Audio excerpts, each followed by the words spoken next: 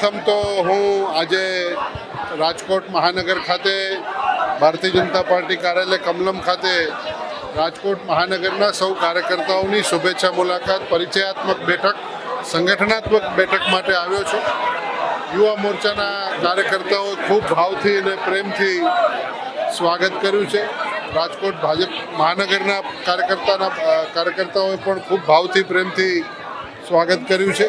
અને આજે આખો દિવસ સૌ વિવિધ શ્રેણીના બેઠકો વિવિધ શ્રેણીની અંદર અલગ અલગ તબક્કાની અંદર કાર્યકર્તાઓ સાથે વડીલો સાથે બધા સાથે એક બેઠકનું આયોજન કર્યું છે અને આ એક સહજ પ્રક્રિયાનો ભાગ છે. ભારતીય જનતા પાર્ટી દેશના યશસ્વી પ્રધાનમંત્રી નરેન્દ્રભાઈ મોદી સાહેબના નેતૃત્વમાં ચોક્કસપણે જીતશે અને મહાનગરની અંદર પણ ભવ્ય વિજય પ્રાપ્ત કરશે.